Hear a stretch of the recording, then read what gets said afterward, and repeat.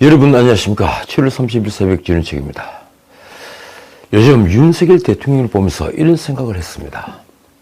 대개 정치 지도자들은 이 성공을 거듭해온 사람들입니다.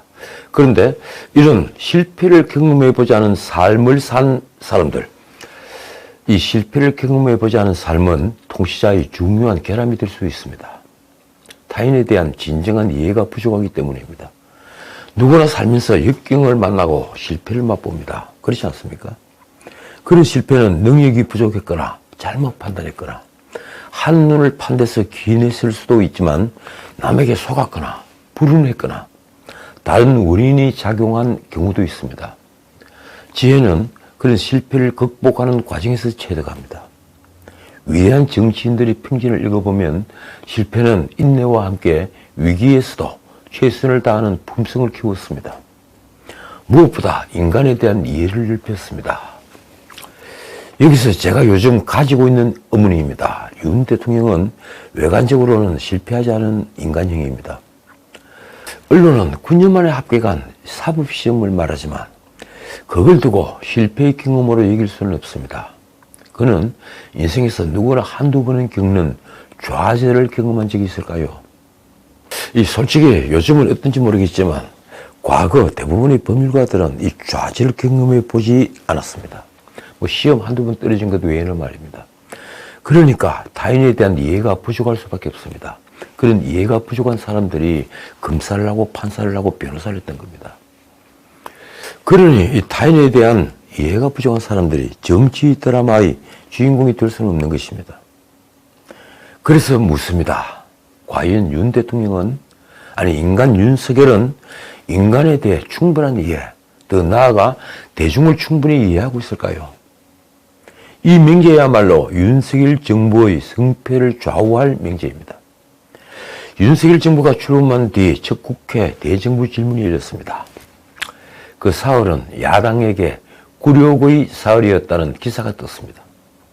어제 중앙일보 인터넷판에는 민주당에서만 20년 정치를 해온 어느 수도권 의원의 탄식이 실렸습니다. 수력이 아닌 굴욕의 3일이었다. 169석 절대다수 의석의 민주당이 별렀던 이 대정부 질문인데 신문은 헛수익만 반복했다는 게 안팎의 대체적인 평가라고 썼습니다. 아까 그 의원은 이렇게 말했습니다. 민주당이 허접한 실력만 드러냈다. 윤석열 정부가 스스로 고꾸라지고 있는데 왜 우리는 준비도 없이 가서 국무위원들을 띄워줬냐.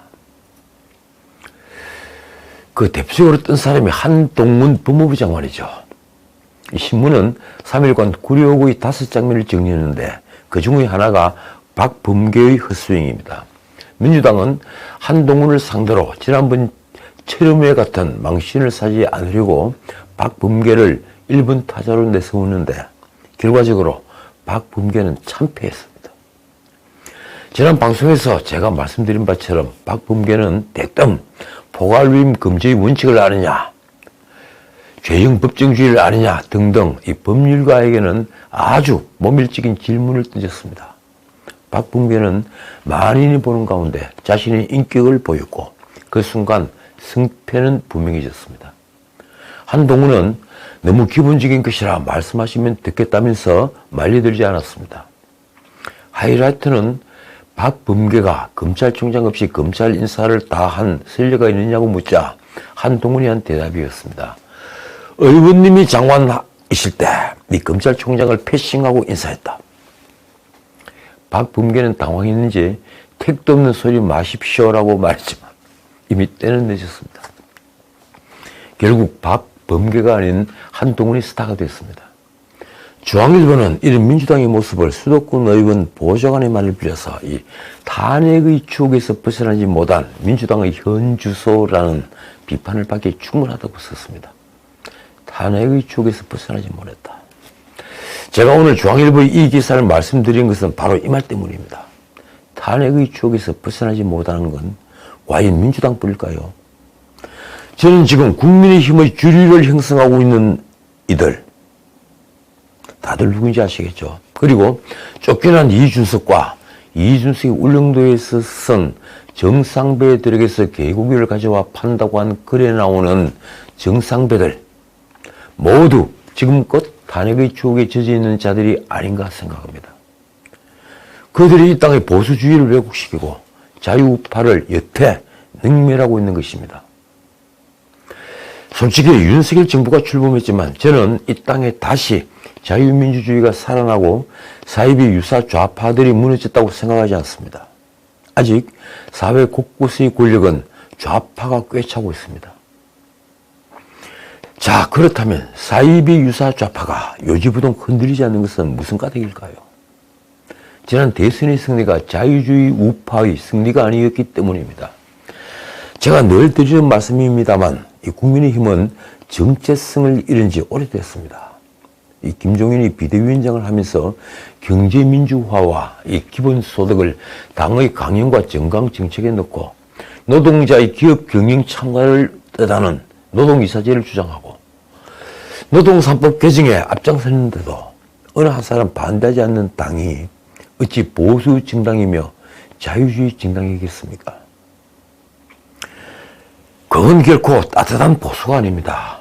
독일 삼빌노조가 3인당에 제안한 사회민주주의로 가는 길이었습니다. 그러니 문재인이 재정을 푸는 일에 국민의힘도 뒤질세라 가담한 것입니다. 바쿠 더블로 다들 기억하시죠? 좋게 말하면 스펙트럼이 넓은 정당이지만 나쁘게 말하면 정체성이라고는 쥐뿔도 없는 정당인 것입니다. 정당이 아닌 것입니다. 내가 국민의힘 중진이라는 자들을 경멸하는 이유입니다. 그들이 이 나라를 그리고 우리 공동체의 미래를 망치고 있습니다. 이러니 집권여당이 되자마자 권력 다툼이 벌어졌습니다. 이틀 전 이철규가 구상유치 그러니까 아직도 집 비린내가 난다고 한 맹랑한 이준석이 당대표를 하고 있었으니 당은 무주공산처럼 보였을 것입니다.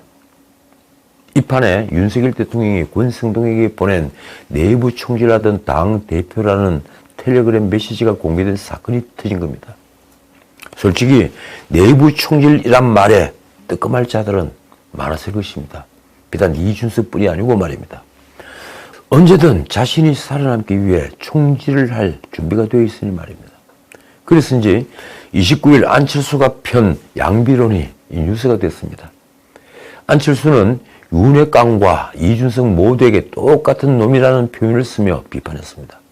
그는 라디오에 출연해서 이준석과 윤핵관 간의 갈등에 대한 질문을 받자 복잡한 심정이다. 한쪽의 일방적인 잘못, 일방적인 억울한 피해 구도는 아니라며 이런 말을 했습니다. 정말 판단이 안 갈 정도다. 제가 만나는 분들은 대부분 똑같은 놈들이다라고 그러더라. 남의 입을 비려 자신의 의견을 말한 겁니다. 똑같은 놈들이다. 그런데 결국 파문의 당사자인 권성동이나 안철수, 김기현이 노리는 것은 파문이 가라앉고 난 뒤의 당권의 향방입니다. 이제 권성동은 의원총회를 열어 재신임을 물을 수밖에 없습니다. 이준석에 대한 경찰 수사 결과가 나올 때도 마찬가지입니다.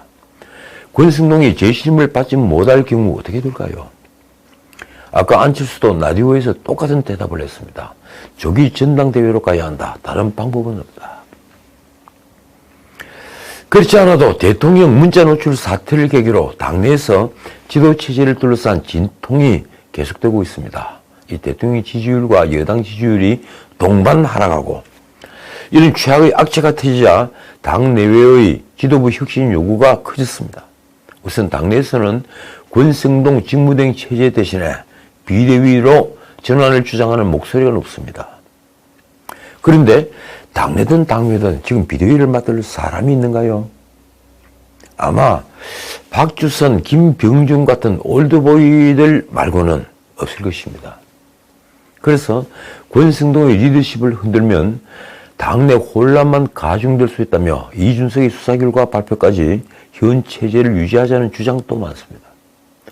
이 어수선한 분위기 속에서 29일 배현진이 국민 기대감을 충족시켜드리지 못했다며 최고위원직을 사퇴했습니다.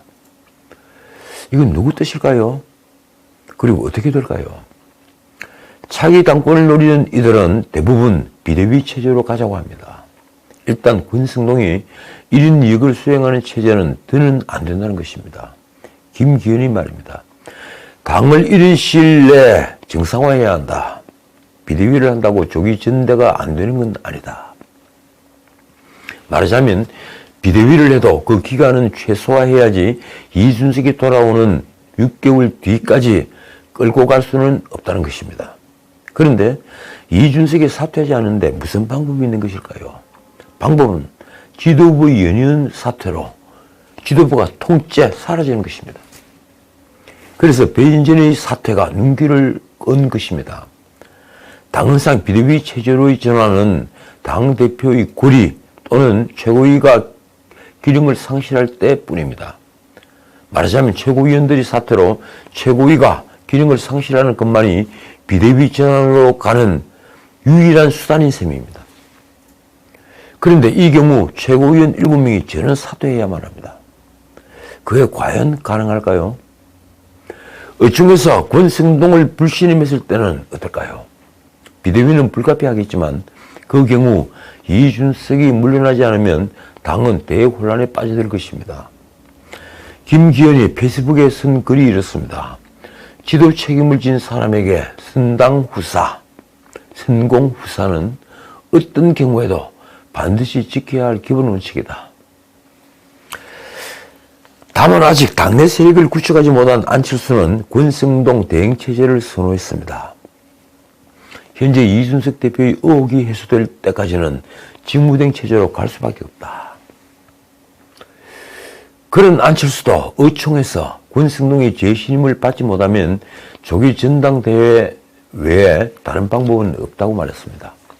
어떻든 어제 오전에는 일부 초선 의원들이 비대위 전환을 촉구하는 공동 성명을 발표하기까지 했습니다. 정말 당이 대혼란에 빠졌습니다. 권성동은 어제 저체제 논의와 관련해서 침묵했습니다. 배인진이 사퇴하자 이 취재진의 질문이 쏟아졌지만 그는 일절 답변하지 않았습니다. 그런데 이날 정치권에서는 배인진 사퇴 내심 비대위 전환을 바라는 권성동의 제안이 있었다는 찌라시가 돌았습니다. 정말일까요? 권성동은 8일 초 4선 이상 중진들과의 오찬 회동을 시작으로 선수별로 회동을 할 계획이라고 합니다. 3선이 모이고 재선이 모이고 그리고 초선까지 모이겠죠. 그러니 자신에 대한 성토가 쏟아질 의총 대신에 각계의 격파를 하겠다는 심산인 것입니다. 자, 어떻든 문자 메시지 공개 사건이 터진 후 윤석열 정부에 대한 마지막 뚝인 이 국정 지지율 30%가 허물어졌습니다. 다들 예상한 바와 같습니다. 워낙 대형 악재가 있으니 말입니다. 한국갤럽이 지난 26일부터 28일까지 3일간 실시한 여론조사 결과 윤 대통령이 직무 수행을 잘하고 있다는 응답은 28%, 그리고 잘못하고 있다는 응답은 62%로 집계됐습니다. 윤 대통령의 직무 긍정평가는 6월 둘째 주 53%에서 한 달 넘게 계속 하락해 왔는데 지난주 32%에서 하락세가 멈춘 듯 했다가 이번 주에 다시 추락해서 5월 10일 취임 후 처음으로 30%대를 밑돌게 된 것입니다. 반면 부정평가는 6월 둘째 주 30%대 초반에서 이번 주 62%까지 늘었습니다. 거의 더블이 됐습니다. 그러니까 긍정평가는 지난주보다 4%포인트가 떨어졌고 부정평가는 2%포인트가 올라 그 격차는 34%포인트에 달했습니다. 정당 지지도는 국민의힘과 민주당이 36%로 동률이 됐습니다. 그러니까 윤석열 대통령은 국민의힘이 받는 지지보다도 훨씬 더 낮은 지지를 받는 것입니다. 국민의힘은 지난주보다 3%포인트가 내렸죠. 그리고 민주당은 3%포인트가 올랐습니다. 국민의힘은 5월 2주 윤 대통령 취임 때부터 민주당의 지지도가 앞서가는데 큰 폭으로 이겼는데 2달 반 만에 그 구도가 무너졌습니다. 아무리 민생이 어렵다고 하지만 집권 석 달이 안 되어 이런 추락은 놀라운 일입니다. 왜일까요? 윤 대통령 직무 수행에 대해 부정평가 응답자들은 그 이후로 인사 21%, 경험과 자질 부족, 무능함 8%, 경제, 민생을 살피지 않은 8%, 독단적, 일방적 8%, 소통 미흡 6%, 전반적으로 잘못한다 5% 등입니다. 특이하게도 이번 설문에는 경찰국 신설 4%, 그리고 문자 메시지 노출 3% 등도 꼽혔습니다. 솔직히 저는 부정평가가 커지는 원인을 이것과는 완전히 다르게 봅니다. 국민이 윤 대통령에게 실망한 것은 집권 초에 무엇 하나 제대로 바뀌는 게 없기 때문입니다. 인사 문제는 핑계일 뿐입니다. 적폐청산을 하는지 안 하는지 여태 조용합니다.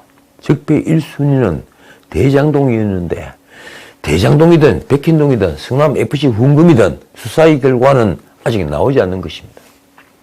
가장 큰 문제는 민생입니다. 때마침 닥친 경제위기가 외부 요인이 크고 문재인 정부가 곡간을 비운 바람에 재정으로 뭘 하지 못한다는 것을 우리 국민들은 다 알고 있습니다. 그런데도 국민이 분노하는 것은 윤석열 정부가 최선을 다하고 있는 모습을 보이지 못하고 있기 때문입니다. 예컨대 2030을 더욱 궁지로 몰아넣은 주식시장 붕괴가 그렇습니다.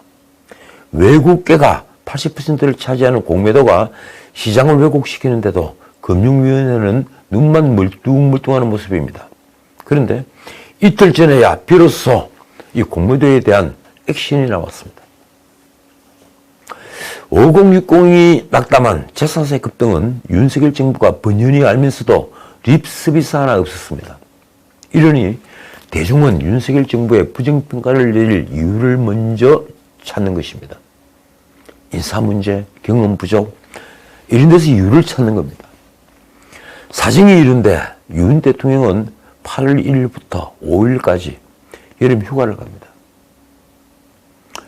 전에도 말씀드렸지만 정말 태연합니다. 이 경제 대란에 민생이 이처럼 어렵고 당은 혼란에 빠져 지지율은 추락하고 있는데 그는 휴가를 가고 싶은 것일까요? 대통령실 관계자는 대통령의 뜻을 확실히 이해하고 있었습니다. 이렇습니다. 이전에도 말했지만 지지율이 올라가든 올라가지 않든 일희일비하지 않고 국민만 바라보고 열심히 하겠다. 그러면 윤석열 정부는 어떻게 해야 할까요? 솔직히 지금부터는 제가 정말 망설이다가 하는 말입니다. 윤석열 정부에게 국민의힘에 드리는 충고입니다. 정말 망설이다가 드리는 말입니다. 윤석열 정부가 살아나 국정 동력을 되찾기 위해서 무엇이 필요할까요? 첫째는 제가 전에도 한번 말씀드렸던 것입니다. 과감한 인적 쇄신입니다. 이제 막 시작한 내각을 바꾸라는 얘기가 아닙니다. 당과 정부에서 윤 대통령을 둘러싼 올드보이들을 내치라는 말입니다. 나이가 많아 올드보이가 아니라 하는 짓이 꼰대인 올드보이들. 무엇보다 이 당 저 당 옮겨다니며 정상배의 모습을 보인 자들이 바로 올드보이입니다. 우선 당에서 이준석은 물론 윤핵관들이 드는 스치는 모습을 보이면 안 됩니다. 윤핵관의 역할이 큰 것은 알지만 세수는 세 부대에 담는 모험은 이때 필요합니다. 둘째, 그러면 어떻게 될까요? 그러면 윤 대통령에게서 대통령 흉내나 그럴듯하게 내면서 대통령으로 행동하지 못하는 모습이 사라질 것입니다. 대통령 흉내나 그럴듯하게 낸다. 제가 모밀적으로 드리는 얘기가 아닙니다. 바꾸고 말하면 지금까지 윤 대통령은 대통령 흉내는 잘 내는, 그러나 대통령으로 행동하지 못하는 통치자였다는 말입니다. 그렇게 보였다는 말입니다. 그게 바뀌겠죠. 자, 경제 문제 짧게 짚겠습니다. 미국 2분기 경제 성장률이 전분기 대비 마이너스 0.9%를 기록했다고 미국 경제분석국이 28일 발표했죠. 시장 전망치 0.5%를 크게 밑도는 수치로 1분기에 이어 2분기 연속 마이너스를 기록한 것입니다. 당연히 미국 경제가 침체로 빠져들 가능성이 커지면서 미국 연준 FED의 긴축 기조에 제동이 걸릴 가능성도 커졌습니다. 연준은 27일 다시 자이언트 스텝 0.75%포인트 인상을 단행했죠. 그래서 한미 간 기준금리가 역전됐습니다. 우리로서는 엄청난 사건입니다. 그런데 제롬 파월과 레리 서머스의 충돌이 화제가 됐습니다. 우리 언론에도 크게 다뤘습니다. 미국 연준 제롬 파월 의장은 27일 기준금리 회의를 마친 후에 경제 침체 상태라고 보지 않는다고 말했습니다. 고용이 는다면서 침체 가능성이 일축한 것입니다. 하지만 하버드대 레리 서머스 경제학과 교수는 연착륙 가능성은 거의 없다고 딱 잘라서 경고했습니다. 미국 경제에 닥치는 RA 공포를 피할 수 없다는 말입니다. 누리엘 루빈이 뉴욕대 교수의 경고는 여기서 한 발 더 나갑니다. 그는 25일 경기 침체가 짧고 가볍게 지나갈 것이라는 예측은 완전한 망상이라고 일축했습니다. 이번 위기는 1970년대식 스태그플레이션과 2008년 금융위기를 섞어놓은 것 같다. 이걸 SF 복합위기라고 하더군요. 높은 인플레이션은 70년대를 닮았고 코로나 기간 중에 제로금리로 과열된 부동산은 2008년을 닮았다는 지적입니다. 결국 이번 위기는 금융위기와 극심한 경기 침체가 한 번에 오는 복합위기가 되리라는 경고입니다. 문제는 우리입니다. 이 국제 원자재 가격 급등으로 기대 인플레이션, 그러니까 향후 1년 뒤 국민이 예상하는 소비자 물가 상승률이 사상 최고치를 기록했습니다. 27일 한국은행은 7월 달 기대 인플레이션율은 전월 대비 0.8%포인트가 오른 4.7%라고 발표했습니다. 지난달 소비자 물가 상승률이 6.0%로 1998년 외환위기 이후 가장 높았는데 이 기대 인플레이션이 치솟으며 이제 물가 진화가, 그러니까 고물가를 낮추는 일이 어려워진 것입니다. 그러니 치솟는 물가의 소비 심리도 얼어붙었습니다. 7월 소비자 심리지수는 86으로 전달에 비해 10.4포인트가 하락해서 2020년 9월 이후에 가장 낮은 수준입니다. 관건은 올해 물가 정점이 언제냐 하는 것이죠. 한은은 3분기의 물가가 꼭지점을 찍을 것이라고 분석합니다. 그러나 그것도 솔직히 희망사항입니다. 겨울철 에너지 가격이 변수죠. 만약에 에너지 가격이 급등하면 물가 고점은 더 멀어질 수가 있습니다. 문제는 물가가 오를 것이라는 심리가 팽배하자 임금 인상을 요구하는 목소리도 등달아 커지는 것입니다. 그렇게 되면 어떻게 될까요? 오른 임금이 재차 물가 상승을 자극하는 상황이 반복됩니다.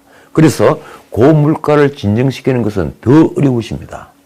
한은은 기대 인플레이션 급등은 3분기 후에 정액 급여에 가장 큰 영향을 미친다며 임금 경로를 통한 물가 상승 압력이 앞으로 점차 커질 가능성이 있다고 진단했습니다. 결국 우리도 금리 인상과 경기 침체 사이에서 정책을 결정하는 데 고민이 깊어질 것입니다. 자, 오늘은 여기까지입니다. 윤석열 대통령은 27일 오후에 불법 공매도와 관련한 대책 마련을 지시했습니다. 이에 따라 대검찰청, 금융감독원, 한국거래소 등 관계기관은 이날 오전 합동회의를 열고 불법 공매도 척결 방안을 발표했습니다. 이럴 때 변명으로서는 격언이 있죠. 늦었다고 얘기할 때가 가장 빠른 것이다. 그런데도 공매도를 금지하지는 않더군요. 자, 두 번째, 이 전국을 떠돌면서 장외 정치를 하는 이준석에게 또 하나 악재가 터졌습니다. 아이카이스트 김승진을 변호하는 강신업 변호사가 28일 경찰이 3차 참고인 조사 직후에 서울구치소 앞에서 기자회견을 열었습니다. 그래서 김승진이 이날 조사에서 2013년 8월 15일 이준석에 대한 두 번째 성상납 당시 정황, 접대 여성 등에 대해 구체적으로 진술했다고 밝힌 것입니다. 심지어 김승진은 성기능 향상에 효과가 있는 약을 이준석과 함께 먹었다고 주장했습니다. 이게 신문에 뉴스가 됐더군요. 그 내용이 지군 장모와 김승진 간에 주고받은 메시지에 있다는 것입니다. 또 룸살롱에 가기 전에 대전역으로 이준석을 데리러 갔고 술자리 전에 옥천의 한 식당에서 이준석으로부터 박근혜 시계를 받았다고 했습니다. 공기는 투명해야 합니다. 무엇보다도 자신의 상처를 감추면 그 상처는 더 또렷하게 보입니다. 무대에서 조명을 받는 사람들, 무대에서 조명을 받으면 상처가 보이지 않습니다. 왜 그런지 아십니까? 감추지 않기 때문입니다. 지금까지 전식이었습니다.